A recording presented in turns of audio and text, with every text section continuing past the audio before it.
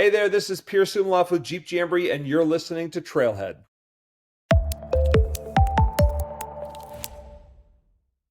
Hello, Trailheads, and welcome to the Trailhead. Before the trails start today, we need to have a short safety meeting. Off-roading is an exhilarating but inherently risky sport. The insights and opinions that are shared by our hosts and any experts or guests on the podcast are intended to inform and inspire, not replace professional guidance. The Trailhead guests, partners, and any sponsors are not liable for any actions that you take based on what you hear.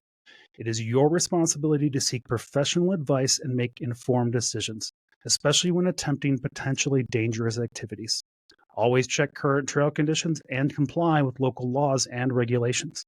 Off-roading requires careful preparation and respect for safety, so ensure that you're well prepared before hitting the trails. And now that that's out of the way, buckle up and let the stories begin.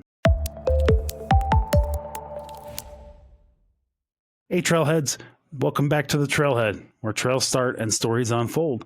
I'm your host, JD, and in this conversation with Pope, we dove into the world of Jeep Jamboree USA with its president and CEO, Pearse Umlauf. Jeep Jamboree USA hosts events for Jeep enthusiasts, from easy dirt roads to the challenging Rubicon Trail and more. And over the years, they've grown into a vast network of coordinators and trail guides, making off-roading more accessible. We'll talk about their signature events, their commitment to trail preservation, and partnerships with organizations like Tread Lightly and the Blue Ribbon Coalition.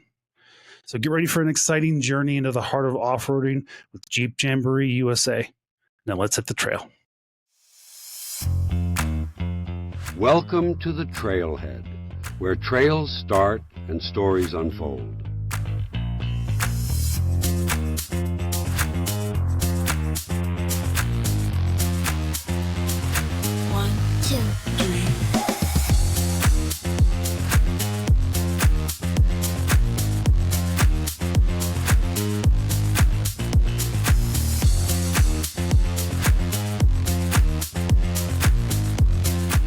Welcome to the show, everyone. Now here's JD. Welcome to the Trailhead. Today we've got a special guest with us from Jeep Jamboree USA. It's Pearse Umlauf, and I said that correct, I hope. Yes. All right, awesome. And we've also got Pope with us. Hi, everybody. So Pearse, thanks so much for joining us. I have to admit that when we first reached out to you, or when I first reached out to you, I had the Jamboree in my brain because Pope had brought it up, because he and Randy actually have plans to do a Jamboree of some kind, but it turns out it's not the same Jamboree. So no, it's similarly named, however, which is really fun. I'm sure it's not at all frustrating for you, right? Yeah, which one are you doing?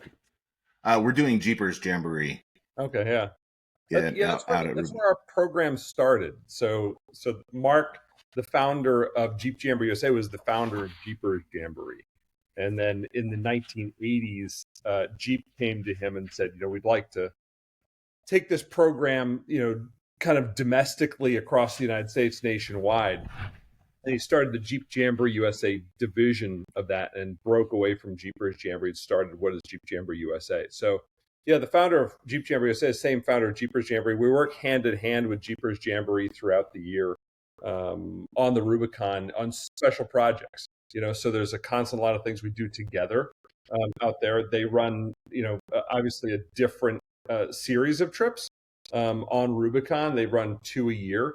One for all makes and models, and then one for Jeeps only, called the Jeep Jamboree Weekend. So yeah, slightly confusing. Mm-hmm. We're in the small same mountain town and one digit off in the phone number. So, there's nothing. Oh, that's even the thing. Wow. Creating some market confusion, but it's kind of different crowds that go there. Bob Sweeney, who's run Jeepers Jamboree, great guy. They have a great board of directors, some wonderful new people on there. Some new leadership, and they're a great group. Nice. Cool. Are there any other Jamboree groups out there that's just the two main ones, right? Yeah. Hopefully not. Otherwise, they usually get a cease and desist letter from us. Yeah. Awesome. Hey, it wouldn't be the first one that I'd seen in my life. I'll tell you that for certain.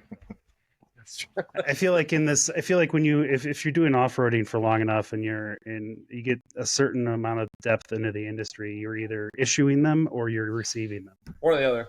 Yeah, it always blows me away. We do have a series. We have a number of groups that will try to call themselves Jeep Jamborees throughout the year, and we tell them to stop. And it's odd to me because they go, well, they'll say things like, well, why? And you're like, are you serious? Like, I don't go trying to trump on your identity at the end of the day, and then expect you not to be mad about this. Everybody's mad about China ripping off parts from U.S. manufacturers in the parts industry, but yet when you're taking somebody's name for it, you're somehow that you're void of that context at the end of the day. So yeah, it's unfortunate. We hope that people had some creative thoughts out there, but I mean, I think the majority of people get it. I think the majority of people do. So well, and you're licensed to use Jeep as the name, correct? And all these other guys aren't going through that either. So. I mean, ultimately, that's the biggest trump card on that whole thing. It's a lot. Like it's not without its own headaches at the end of the day. Cool. I mean, we're running now. We're doing 55 programs globally right now for Jeep consumers. That's a combination between jamborees and academy events. We started a couple of years ago Jeep Academy events, which is a one-day training program for Jeep owners, and it's been really successful. We see, these are the Academy's perfect. It's a one-day program. People come into this not knowing how to put their vehicle in four-wheel drive, how to off-road, what do lockers do, sway bar disconnects, off-road plus, four low, how to put it in four low. And we take them out for a day. They go out for 2 hours. They have classroom sessions as well as about 4 hours of active driving. And it's phenomenal. People walk away from that with the biggest step up. If you go to a Jamboree, people are they already know enough. Right. And Academy folks don't know anything. And it's great. It's actually the most rewarding teaching we all get because it reminds us of our first time. And we all have that moment, if we look back a little bit, that is that moment in time where we kind of understood that the brand was something totally different. Mine was in like 1996. I was in the Pocono Mountains of Pennsylvania driving a Jeep Cherokee Classic with white, and I was with a automotive journalist, and we were in the middle of the woods, and we were in the stream bed, and we had to climb up out of the stream bed between two trees, and I'm like, there's no way this thing is going up this thing. And we shot through there, and I remember thinking, like, this is cool. And then the next thing I remember that was really cool was driving to the gas station and like having mud all over this vehicle. And not only, and I grew up on quad runners, you could smell that. You only know about gearheads when you talk to them, you go, the smell on exhaust, how good that smells. It's like, people are like, you're nuts. But you drive up to this gas station and people are like, where have you been?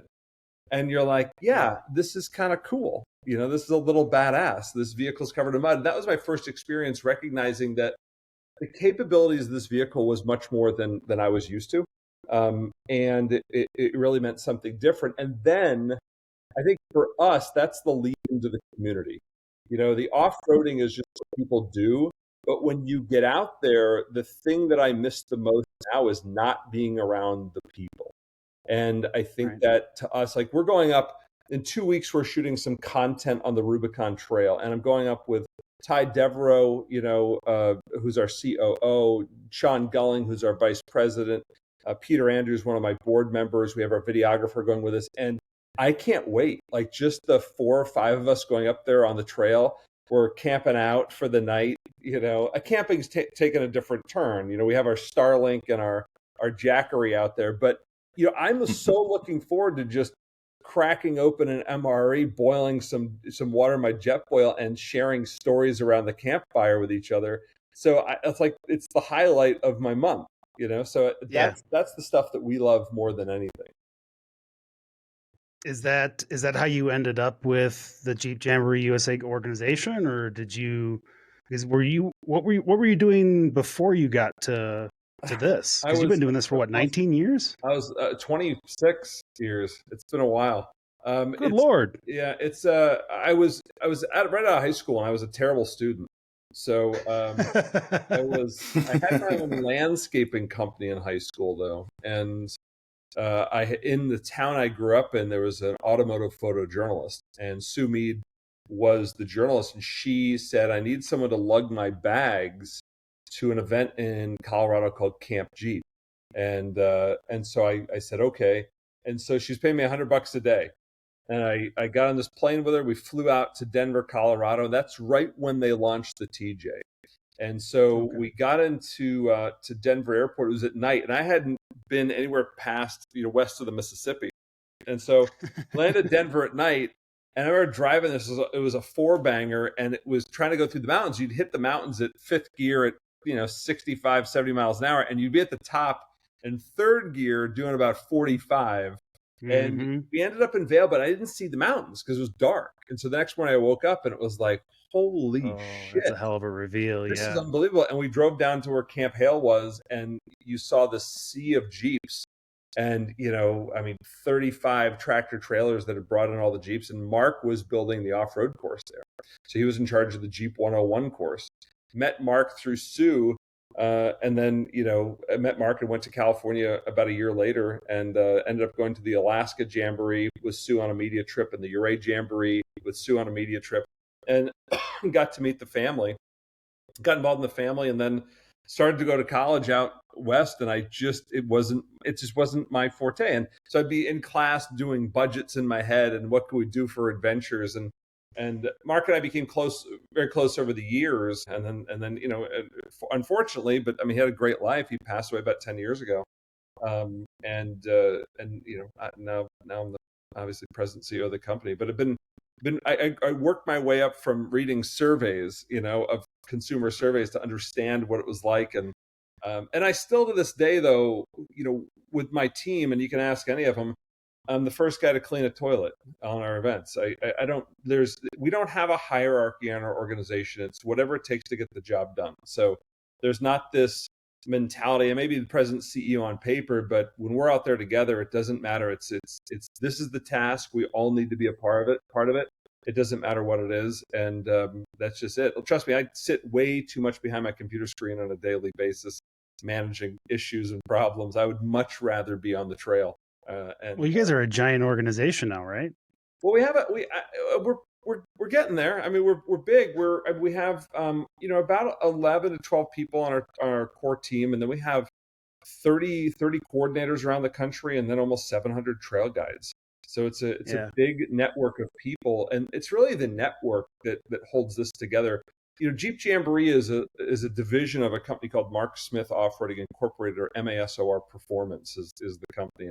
And so we work with a lot of brands, assisting them with their off-road, technologies and development and launch of products and military training and course development and all that stuff. So there's a lot of other facets to what we do. The Jamboree program happens to be one of the most well-known programs that we actually facilitate. So it's been around for so long, and it's such a part of it's hard to say Jamboree without thinking of the name Jeep. Right. Yeah. So I understand that 100%. Yeah. All right. Well, so let's do some event basics then. What's your standard? Let's start here, like in the US. What's your standard Jeep Jamboree event here? So standard events are 2 days, of off-road driving. So you would typically show up. They do vary slightly, but you typically show up on a Thursday for registration. You have to pre-register online for these events. They do sell out quickly every year, but you show up on Thursday night, you register, and then you sign up for trails. And so for Friday and Saturday, you're out on trails for 2 days. You're back in the township. So for instance, if you're doing the Ouray Jamboree or the Moab Jamboree, you show up Thursday night, you register, you get your credentials, you sign up for your trails. On Friday, typically you're back ready for a general attendance meeting, safety meeting for everybody. You've lined up in your trails, you depart with your guides, you're out on the trail all day long, have lunch on the trail, and you're back in for a group dinner. And that happens typically Friday and Saturday, and then you're free to go home Sunday morning or Saturday night after the prize drawing. So the nice part is it gives you Sunday to travel home. But, we have so many, like at the Ouray Jamboree every year, it's people don't recognize about Ouray. It's probably one of my favorite events besides Rubicon. You're in the San Juan Mountains. It's that very southwest portion of the Colorado Mountains, which looks like the Alps. Obviously Ouray dubbed Switzerland of America for a reason, but you drive through those mountains in the middle. I love it. September timeframe to me is like Jeeping weather. It's that cool, it's gorgeous weather in the morning. Yeah, fleece jacket, pants on, maybe a beanie and some gloves. Then by 10 o'clock, you're in shorts and a t-shirt all day long. And then as the sun drops, you're putting your fleece jacket back on. That to me is like quintessentially the best Jeeping weather. And so we just have a great time up there, and the scenery is so gorgeous, but the trails are phenomenal, and people just love it. So, but that's a typical jamboree, and then and we have them 30. I think we have 37 destinations nationwide. We do have a couple series of trips that are a little bit more, curated for people who are coming. Like we have a series called Moab or Rubicon Expeditions, and they're private guided trips that you can join us for on the trail, and those are limited, smaller number trips at the end of the day. And then we have these signature trips we introduced this year, which are more. We have like a trip called Moab Odyssey with Fred Williams, who's going to be guiding that trip in Moab for us. And we're 2 nights at the Hoodoo. Wait, Fred Williams from Colorado? Fred Williams? Fred Williams from Dirt Every Day. Fred Williams. Oh, okay, that's Fred Williams. Okay. Yeah, the former co-host of Dirt Every Day. So Fred's going to be leading that trip. We have one in the Immigrant Trail that's being led by off-road, a Hall of Fame member, Chris Collard. And then we have one on the Rubicon that's being led by Casey Curry. I was just going to mention, I saw that one with Casey Curry. It's like 2 weeks before we're going already. Yeah, it's super cool. It's that trip. We actually, I won't reveal everything on this call that we're doing, but I will tell you that we have a separate helicopter just for that group to bring them some special deliverables on the trail. Like it's going to be a fun trip. Like they, on that trip with Casey Curry, we set up all their camping. So they go to a special site in Rubicon Springs Base Camp. Mark, one of the things that Mark did that was really unique is he bought all the private land on the Rubicon Trail through partnerships. So he got a bunch of landowners together and he said, hey guys, let's buy this so that the Forest Service doesn't get it. And that's what's really kept the trail open for the year. So, we're shareholders in one of the corporation shareholders in another corporation that really own the majority of the land on the trail. And so Rubicon Springs, where you'll be going, Pope, that's controlled by a group that we have in there. We lease it out to Jeepers Jamboree to use for the 2 weeks of the summer so they can use that property. But yeah, we'll be in there before you guys by about 2 weeks for that trip. So we'll leave you some presents in there maybe. So, but yeah, it's fun. It's a great place to be. Our stomping ground. Our office is an hour from the Rubicon. We drove up the other day to go hike around a little bit and see how the snow level was. It's just pristine. It's kind of nice that it's closed during the year a little bit just because of snow level, because it kind of keeps it quiet. The wildlife is ample and it's just gorgeous. You get a little spoiled when you live that close to the trails. I can attest to that. Totally. I don't. I've heard some native Coloradans say that they get used to the mountains, and I don't think that's ever going to happen here. But I don't take for granted the fact that I live this close. But I do recognize that it changes my perception a little bit. But the snow helps. Absolutely. And going out in the first part of spring when the mountains are first available to start driving through them. Oh, it's great time. It's one of my favorite parts. Yeah, I think during snowmelt is really cool. It's quieter. You don't have the trail traffic. We like going during the week. Like we're going to go up, and we go up in 2 weeks. We go up on a Wednesday, Thursday. So we shouldn't run into any stuff. We have another piece of private land on the other side of the Granite Bowl of the Rubicon. And so we'll go up there and camp out. But, the goal to go up there is to actually shoot some content, but also kind of patrol the trail. We want to make sure posted signs on private land are still posted up. We actually remove we try to get the big boulders out of the way. Sometimes the boulders roll on the trail. And the problem with that is people say, well, you're making the trail easier. The problem is if you have a big boulder in the middle of the trail, most people can't get around it. They'll drive off trail to get around it, and it creates a bypass that's not there. So, we try to keep it, the trail's rough. Like if everybody who comes out to the Rubicon, their response is, well, I have something more difficult in whatever, Missouri. And you're like, you have 50 feet that's more difficult. Like this trail is 17 and a half miles long. And we constantly get people who show up at the Rubicon and they get into the trail. And by about 3 o'clock in the afternoon, they're usually going, when's camp? And we're like, 3 to 4 hours. And by the way, it gets rougher. And they're like, what? Yeah. And so we had to put a video out this year about expectations for Rubicon, because we get people every year, they get into camp and they start crying and they start going, I don't know what I signed up for. I didn't anticipate this. And we're like, what did you expect? So, this year we had to, and like last year, we had to take a hard line on some folks. And this year we're saying, look, here's the video. We put a very poignant video out this year. It said, if you want to hear like your vehicle's being scratched on and the roughness of the trail and feel like you're getting abused, then don't come, because we don't want you here. And by the way, we'll give you a full refund if you want to bow out now, right? I'm sure there's always a wait list. I'm sure. Yeah, it's just really tough on our crew because then we have to take people out early, and they're not expecting what they're getting into. So we try to make it very clear to people this year. This is the Rubicon. This is not a typical Jamboree. So, you would think it's baked into it, like the Rubicon's reputation would speak for itself, but I guess not. The challenge is, and kudos to our organization, I guess, but the challenge is, hey, Jeep Jamboree is going to take care of us.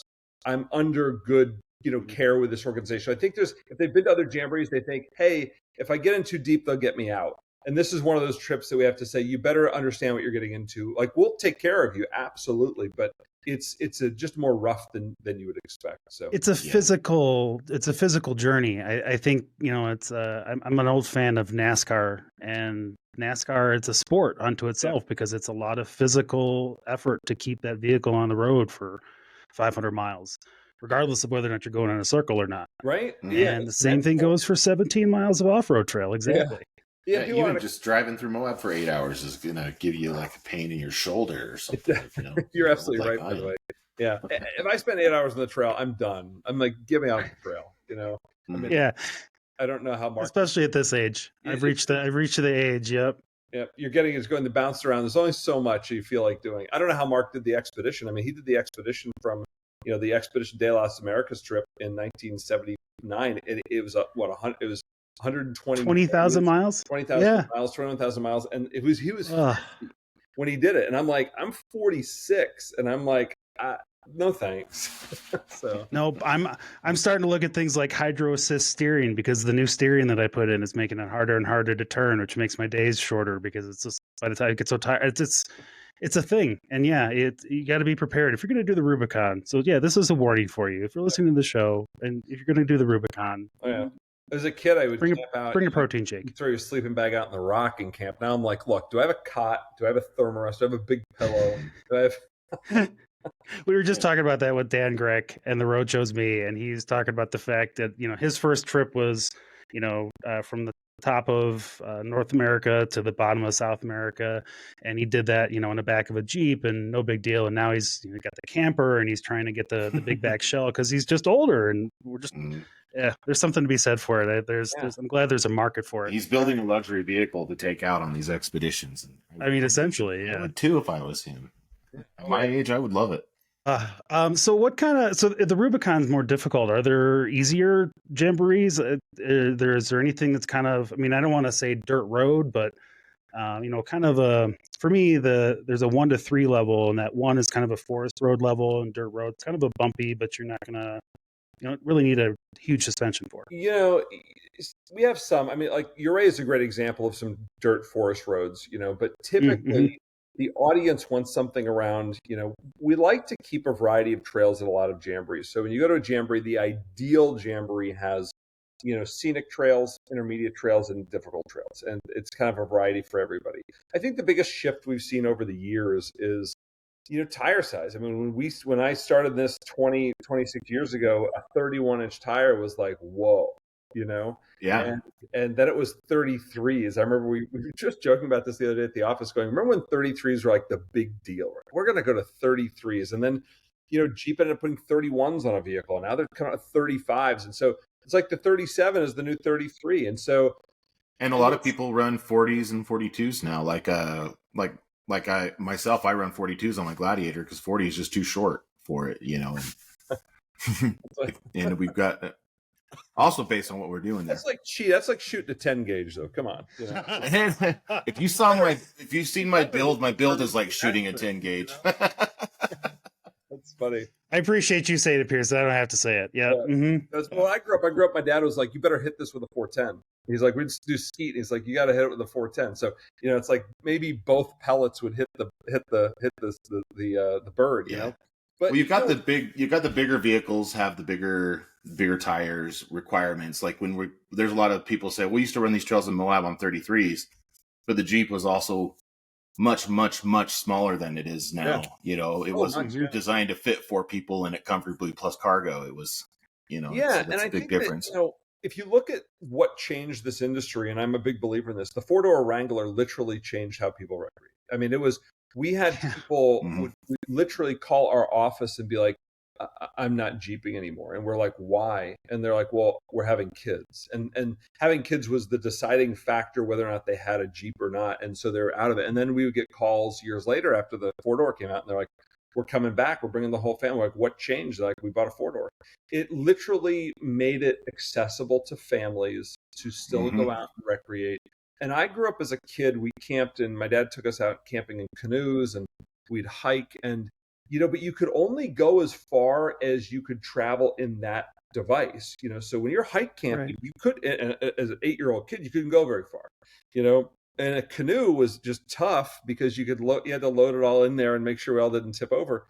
But with a Jeep, or any type of off-road vehicle, you can really venture into a lot of places, go extremely off the grid, do it safely, do it with your family, bring some creature comforts, have your food, have your tent, have your dog, and you get out and get to enjoy it with your family. And the reliability of what the JK and the JL has done for people is pretty remarkable.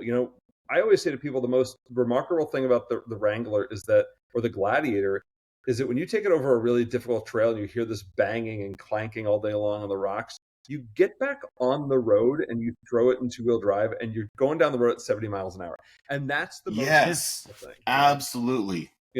Like, this is cool. So I think that reliability and trust that the brand has built has really, that's what we love about it, right? You can go there and get home, because it would really suck if you got there and couldn't get back. You wouldn't go venturing all the time. So it's pretty cool. And then you have all these aftermarket companies that have just revolutionized the way we off-road, from lift kits. I mean, you look at everything from the development of Fox shocks and how they developed, and John Marking, who developed that stuff, to the Bilsteins, to King shocks, to all the tires and the durability of tires like the Grabber X3 and the I mean, all these things where you when we were a kid, you did that off road, you slice the sidewall, like you're going, man, we're going through tires left and right. Nowadays, you have equipment that just lasts a long time, and you really understand quickly, by the way, why you don't buy something cheap either. So it doesn't end well for you. So, and no kidding.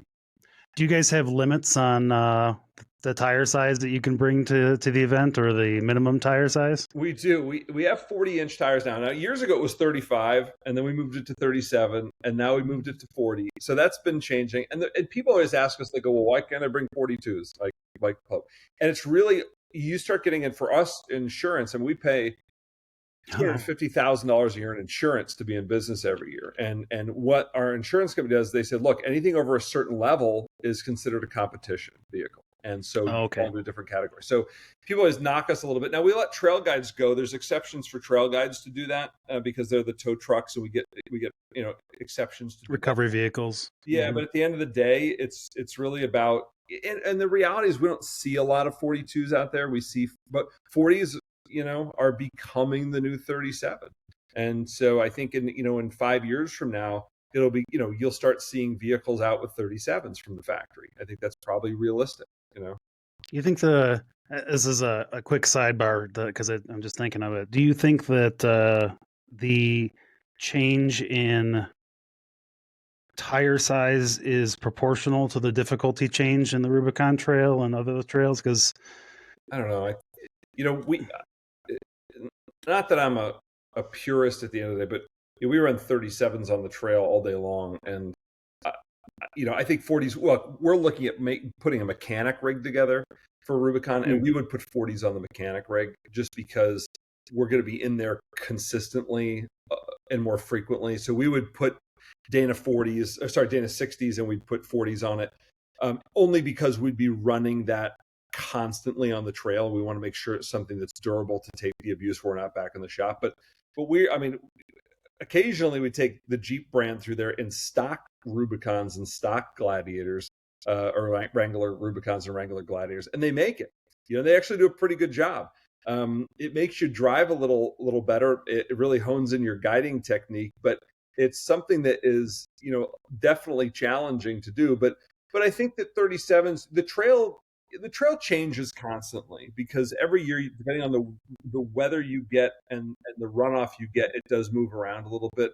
But the county of El Dorado has done an extraordinary job maintaining that trail with water bars and sediment ponds and discharge areas. That it needed a little maintenance. Because if the challenge is if you become too difficult, and there's these guys who go on the trail and they go, well, you're making Rubicon too difficult. Really? We used to take horse-drawn carriages in there. Like, right. Sorry, cut the bullshit, right? So you're good. You're amongst friends here, Pearse. Yeah, you're fine. Yeah. But it's like I can't stand it when you get these blowhards in there who are running a buggy and they're like, "Well, it's too difficult. You're changing it. You're not changing it." Studebagers and Willies used to go in there all the time. The reality is, if you get too difficult and you don't allow families to come on the trip, you will lose the base of why people recreate.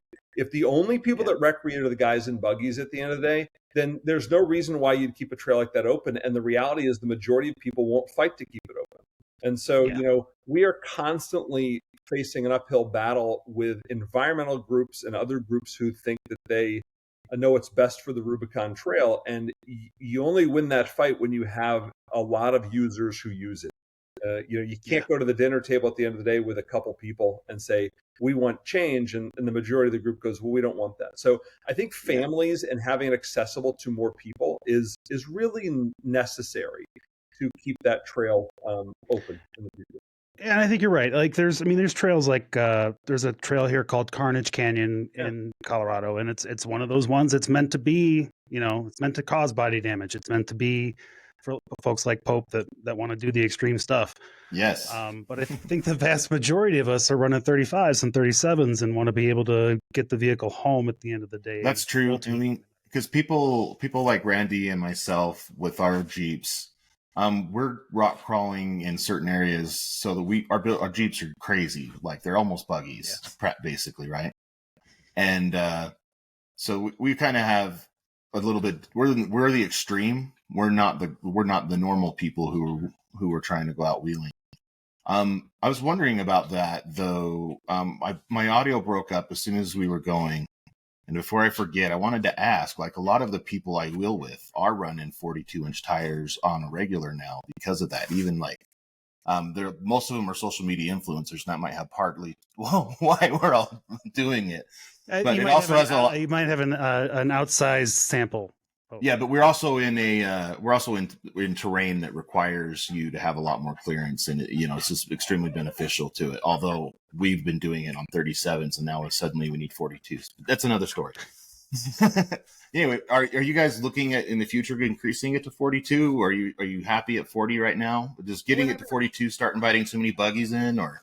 Yeah, we're happy at 40 now. I think maybe what you missed is the fact that what our insurance considers over 40-inch tires as competition vehicles, and we get thrown into a very different insurance category. And we already pay $250,000 a year on insurance, so the last thing I want to do is pay more. Pope is very familiar with how insurance works lately. Yes, yes. Right now, And I'm also familiar with how with what you're saying. We are kind of considered competition vehicles at this point. We're trying. We also allow considerations for people. So if somebody sends us a note, we probably get a couple a year. Like we'll have people on the Rubicon this year who say, "Hey, look, I signed up. I have 42s. Do you care?" And we say, "Send us a picture of your vehicle," and we go, "No, that's a good looking rig. It looks like it's dialed in." Because the other challenge that we run into is that people throw 42s on without changing a lot of the other components of their vehicle. So then you get the Rubicon and power steering pumps are failing and you're having driveline issues and all that stuff. So absolutely. That happens with 40s too, quite a bit as well. Yeah, it does. So you have, if someone hasn't really made the upgrades to their vehicle, it's not the fact that we really give a crap about the 42s. It's like, well, so we ask them all those questions. What have you done for all these other components? And if they've made those upgrades, we allow them to come. So it's like, as long as people are aware of that. But we have some people who, the biggest challenge we have, I think, that we experienced over the years when you watch these vehicles start to increase in size was that, 20 years ago, somebody who showed up in a Wrangler that Wrangler was kind of capable of what their driving ability was.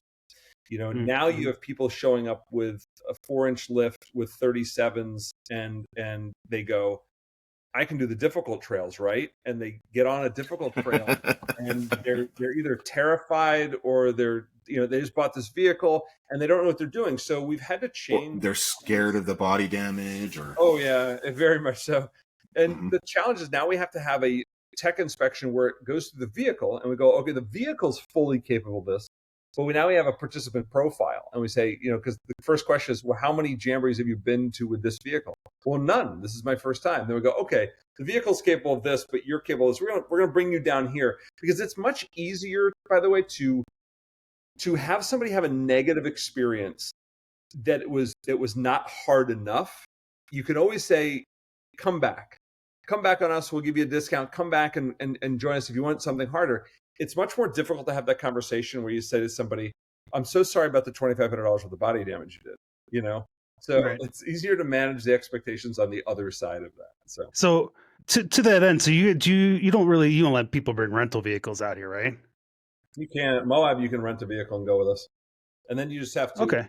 Like Moab, you can go, there's just certain trails that like Twisted Jeep Rentals will rent vehicles for you, but they have a restriction of trails that you can go on. So you have to be able to sign up for the trails at the Jamboree that you can go on. So, but there aren't a lot of places that have rental vehicles, to be honest with you. I mean, well, at least equipped rental vehicles that you can guarantee to get. And you need, the basics to be out there. So we don't see a lot of rental vehicles. And frankly, people want to bring their vehicle because they want the flex with their friends that they go out with their Jeep and all that stuff. So we really don't see that. Years ago in Alaska, we rented vehicles. I mean, the overseas trips that we started this year, we are providing. That's where I was going to be. That was my next question. Because what about Iceland, man? I as much as I would love to bring my Jeep, I don't want that. No, it's too much to ship it over. So the beauty about Iceland, like we run a couple trips in Iceland.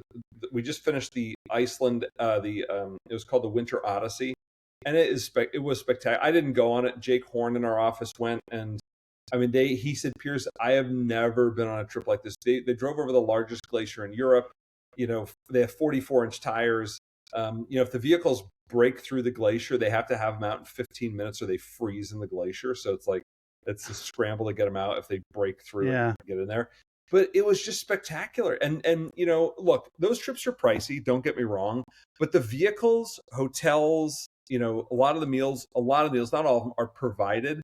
I'm going to be honest with you. It wasn't too bad when I looked at that price tag for 7 days or something. Like it's $10,000. That's not bad for an overseas trip like that. 7 days, and you got to, you got to get in the glacier, water in the boats. You got to drive in the snow. They got to do so many things. And the number one comment we got back from everybody who went was, it was worth every penny, and it was the best experience of our life. I mean, they saw the Northern Lights, and that's the summer one. So we have 3 of those coming up in August, the ones that you're looking here now. That's the Iceland expedition. And the Winter Odyssey was just, you go to the Stone of the Gods and everything's iced over, and it's just, and they're navigating, they have systems that are so good that literally we had whiteout conditions on the glacier, and they're navigating with GPS, and you're following the Jeep in front of you because you can only see about 20 feet in front of you. So how built are the Jeeps you guys take out there? Yeah, they're built with 44-inch tires on them. So really, to be those on are big boys. Glacier. Yeah. So okay, yeah, it's pretty cool. Even these guys right here, are that's the summer trip. So the summer trip, put back together. I don't know, on the website you can find Winter Odyssey on the website if you go to the trip locations again. Go there and wait until it loads a little bit, and then just scroll down. There's winter. Keep going down a little bit. There it is. So if you click on that one, you'll see different pictures. Just click on there you go, and very different images. I mean, and we got to see the aurora on this one, and it was extraordinary. So there you go. Yeah. I mean, oh man, there's somebody I follow on Instagram, and he's got this set up with these tires, and it's just so awesome. So, and every vehicle had central tire inflation systems in them, and and these are some generic pictures that we got to use. Yeah. When you look at our Instagram page and you start pulling up some of the imagery we posted, it is remarkable. I mean, it's like that. You're driving. Oh, that's awesome. It's just spectacular. So, I mean, and you're just floating on the top. They said it's the closest thing to feeling freedom and flying. So, yeah, not a bad journey to go on. No, looks like it's really fun. Honestly, that's after seeing that when I was doing kind of the prep for this show, I was like, I think that's the one. That's the one I'm gonna have to get on the list for. Right? There's no doubt about it. So I might actually be able to get the wife in on that one too. And, yeah, I think I will, and we'll see where we go.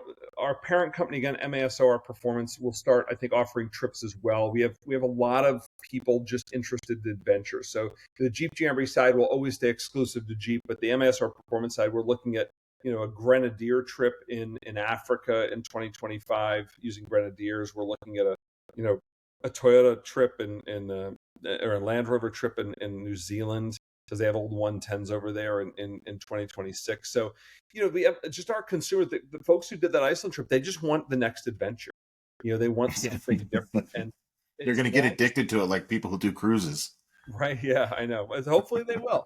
So, but no, it was really, at the end of the day, we take a tremendous amount of pride in ensuring that consumers have a good experience. So when these people got done with a trip experience that was $20,000 for a couple to go, and their response was the best money we ever spent, the most extraordinary experience, and worth every penny, that we did our job right at the end of the day. And that's really important for us. And whether you spend $20,000 or you spend $495 at an academy with your whole family to come, is when people walk away and they go, that was awesome, then we feel like we did our job right at the end of the day. And that's what's really important. And we kind of touched on it for a second. Do you guys do any kind of land use advocacy outside of the Rubicon Trail? Or are you mostly focused there in your home state? No, I'm a big supporter. We're one of the founding members of the Tread Lightly organization. Tread Lightly does a massive amount of projects every year. They're awesome. I'm watching the new leadership, by the way, of the Blue Ribbon Coalition. They are remarkable, and I think they're doing amazing work. We've had Ben on a couple times now. Yeah, I really want to get with him on a couple things, because we want to start writing them a big fat check. We want to start a new organization. We have a Platinum Club membership, but we want to start a new Jeep Jamboree Explorer membership, and the idea behind that is we donate $10,000 to Blue Ribbon Coalition. So the hope that we can get that off the ground this year. I think Blue Ribbon Coalition, in my opinion, was kind of lost for many years on their identity. Ben has brought that thing around. He has single-handedly changed how they tell the story. He's done a phenomenal job. And what used to be kind of an organization that was about self-preservation is really about getting under the skin and getting the job done. And I think that more and more people should be recognizing this. I think he's doing a phenomenal job telling the story on Instagram and social media platforms. And I think they're doing a great job. So, I mean, kudos. If I could support one organization more wholeheartedly, Blue Ribbon Coalition would be the one to go after. I've been doing this now in Colorado for a little over 8 years. And one of the things that I've seen in that very short period of time is a lot of trail closures on stuff that I had never even had a chance to get out on myself. Yeah. And, this last couple of years has been kind of an eye-opener for a lot of people, and it's been real nice to see Ben and the Blue Ribbon Coalition kind of at least there's a fire that's been lit. Yep. And it's nice to see. And it's nice to see people are behind it. People are understanding what's going on. And they're getting involved, and we're getting pushback, and we're getting wins now. Yeah. We were just talking about on the show the other day that we've had a couple pullbacks and rules, and travel management plans have been revoked and things like that. So, fingers crossed. I think that the tide's kind of turned on that, and we're getting there. Mark was a big advocate about public land should be for the public. Doesn't matter who you are. It's not this elitist attitude that that only a few get to use it. I'm also a big believer that, when you don't get to experience the land, you won't protect it. So, so that's great. So you take everybody, remove it from it. And then, 10 years from now, a developer wants to go in and you go, who cares? Like, I don't get to see it. So I think it's, educating people. It's like that age-old discussion about whatever it may be. It's like, in school, they go, we got to teach people about history. We got to teach them about this so it doesn't happen again. Well, the only way you do that is by experiencing, in my opinion. You can't open a book and say, do you know what it looks like at the Castle Valley Overlook? Look at this, and you go, Yeah. wow, I'm going to save that. No, you get people to experience it. And when they experience it firsthand, they go, wow, I would love to keep this open. I would love to make sure it stays as pristine. Now I get it. Now I get it. And you have to do that through experience. You can't just do that through education. Sheer education just doesn't work. I think you have to get people out there to experience it. So. Oh, 100%. The UPLA, the Utah Public Lands Alliance, just launched a Trail Saver, Trails Off Road. We talk about it when it comes to our written up trails and scouting out new trails and trying to find all those nooks and crannies. And I've been trying to find all the little tiny trails in Colorado that nobody goes on, or that at least nobody says they go on. And I know they do. I see the tire tracks; they're not overgrown yet. Yeah. But the only way we save them is by using them. Yeah, it's never the motorized recreation that ends up costing it. It's people who, the motorized groups like us, the organized ones, are the ones that do it right. We're the stewards of the land. You look at Matt Martelli that does the Mint 400 race and the California 300. Matt says they go out every year, and I forget how many tons of garbage they remove from the desert before that race. I think it's like 20 tons. And they go out before the race and just clean up. This is what people just dragged out there, shot up. Right. Those aren't off-roaders, right? They're just people pulling off the right. Yeah, the off-roaders are the one that are cleaning it up, Every single year Matt does that, and it's remarkable. So, the organized groups and the folks that want to protect it aren't the ones doing the damage. And so, it really comes down, I think, to a lot of lack of enforcement too, because I'm a big advocate for giving people a really stiff fine for going off the trail, because it's like, if you and I got in a parking ticket today and it was $15, $20, you'd be like, whatever, But if the parking ticket was $600, you'd be like, I'm really not going to park there and just take my chances anymore. And the reality is the BLM and the Forest Service need to take a really hard stand, I believe, on people going off route. And they need to patrol it enough so that, it shouldn't be this patrol where you're, checking people's mirrors and windshields being down and all that stuff. But it should be for people creating environmental damage out there. And if you do, because it takes one person on the Rubicon to create environmental damage, you whack them with a $2,500 fine. Word gets out really fast that you need to stay on the trail. And it's probably the biggest shift that'll happen in terms of ensuring people don't do stupid things, Yep. One of the biggest deterrents here, there's a trail that we talk about regularly here just because it's local to me, and it's called Hackett Gulch, and it goes through the river. And it's not legal to go through the river. And when you tell people, hey, it's not legal to go through the river, and not only will you get a small ticket from the Forest Service, but you're going to get, your insurance won't cover it when you grenade the engine by getting water in it. And then you're going to have to pay for the recovery and an environmental ticket that could be upwards of $2,000. Then people start paying attention. Right. And then the number of people that get waterlocked, comes down.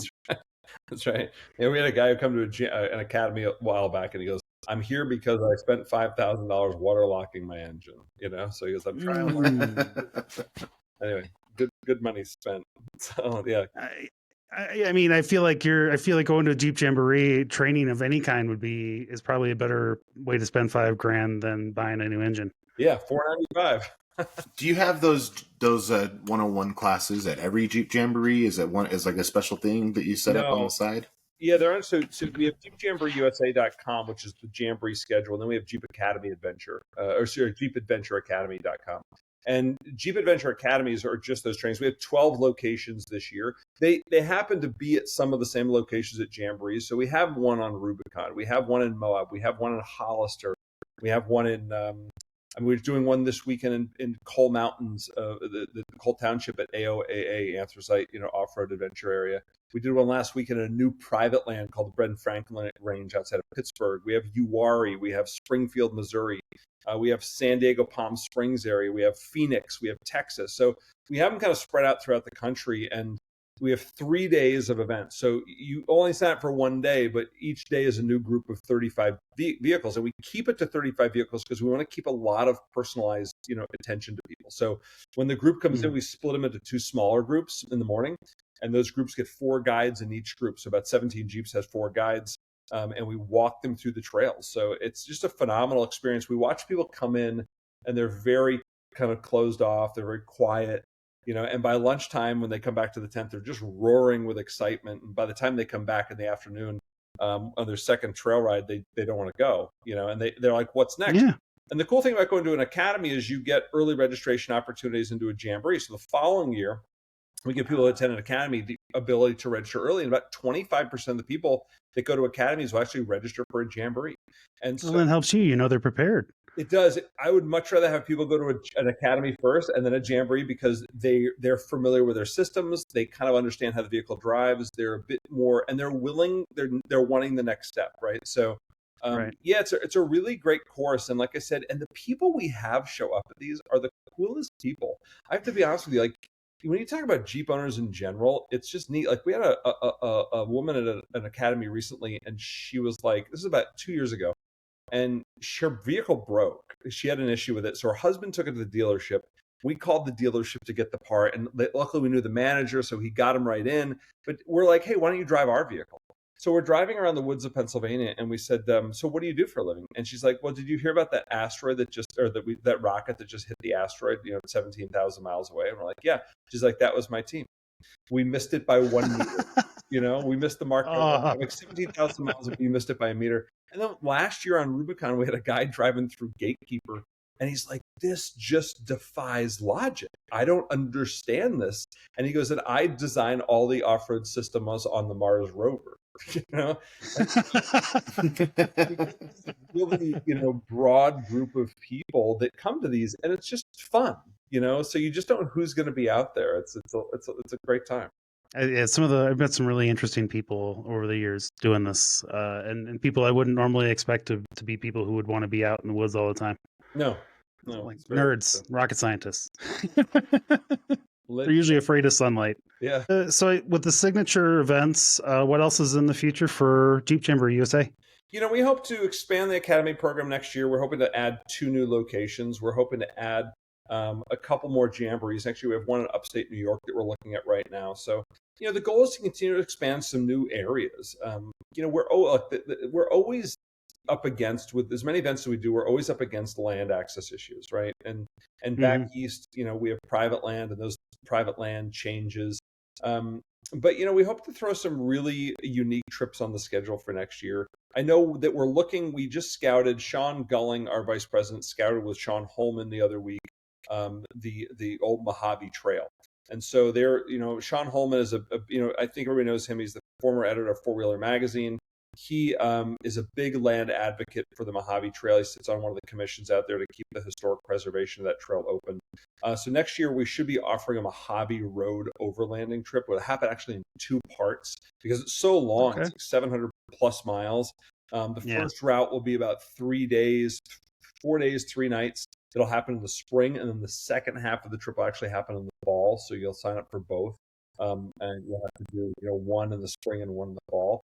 But we're just finding that people are wanting these unique adventures, that are out there. We'll probably redo the Fred Williams trip at Moab Odyssey. Again, that sold out in just minutes. And again, the Moab Odyssey trip was great because we provide the vehicles for you. So you don't have to bring your own vehicle. And it's really those type of trips where we provide those vehicles, like in Moab for people, is that people on the East Coast who have to drive 3 days to get there and 3 days back. It's a hike. And so that's 6 days without having any off-road time. So let's say you stay there 2 to 3 days. It's 9 days. You get to fly in on a Monday. You get to off-road Tuesday, Wednesday, Thursday, and be home Friday. And you get to have so you're done in 5 days. You don't have the road time on your equipment and your vehicle, and you get our team and your body to make sure that you're taken care of the whole time. So it's a really fun experience, and we stay at some kind of ultra luxe places. We stay at Hoodoo for 2 nights, the new Ulum Hotel that's 30 minutes south of Moab for 1 night, and back at Hoodoo. It's just a fun time, So it's a great experience for people. Awesome, man. Well, keep coming up with stuff like the Iceland trip, and I mean, I'm in. I feel like you probably already sold me on that, and I'll probably be joining you next year. I'm gonna have to get on a list for something. That's great. Well, and thank you guys for keeping the conversation up. This is really important. I think there's not enough of this out there. I really do. I think that you guys, it's your passion shows that you guys just set up this and make it happen like this. And this is how it changes. Telling these stories, I think, are all very important for this community to stay a part of it. And it is about community. It's about sharing this with everybody and making people feel like they're a part of it. And I'm a big believer. This isn't about the major corporations. It's about the individual. Matt Martelli and I were speaking the other day, and we're like, we are the culture. Like the three of us here, we are the culture of this community.